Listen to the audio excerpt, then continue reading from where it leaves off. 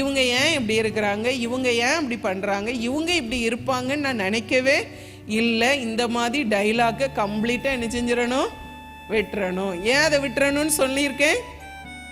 இனி காலம் கொடிய காலம். இந்த கொடிய காலத்தில் மனுஷர்கள் எப்படியெல்லாம் இருப்பாங்கன்னு ஏற்கனவே நமக்கு சொல்லப்பட்டு விட்டது. அப்படிதானா?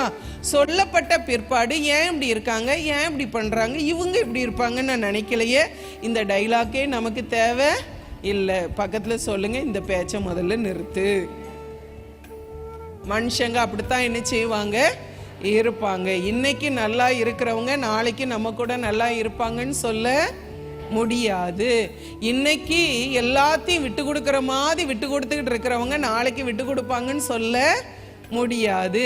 இன்னைக்கு ரொம்ப பாசமா இருக்கிற மாதிரி காண்பிக்கிற ஒருவர் நாளைக்கு நம்மிடத்தில் பாசமாய் இருப்பார்கள் என்பதை சொல்ல முடியாது.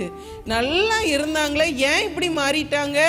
இனி கடைசி காலம் ஆக ஆக மனுஷர்கள் அப்படித்தான் என்ன செய்வார்கள், இருப்பார்கள். அப்படித்தான் இருப்பார்கள் என்பதை அறிந்து கொண்டோமானால் நாம் பாதுகாக்கப்படலாம்.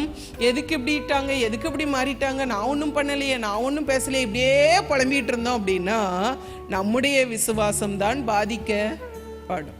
நான் சொல்ற கருத்து எத்தனை பேருக்கு புரியுது? ஆமாம், முக்கியமாக குடும்பத்துக்குள்ள சொல்கிறேன். குடும்பத்துக்குள்ள யார் வேணாலும் எப்போ வேணாலும் எப்படி வேணாலும் என்ன செய்ய முடியும், மாற முடியும். ஏன்னா எல்லாருமே யார் தான், மனுஷங்க தான். அப்படிதானா? ஆமாம், தெய்வன் மட்டும்தான் சொல்லியிருக்கிறார், நான் பொய் சொல்ல மனுஷன் அல்ல, மனமாற மனுபுத்திரன் அல்ல, சொல்லியும் செய்யாதிருக்கிறவர் அல்லன்னு சொன்னது அவர் மாத்திரம்தான்.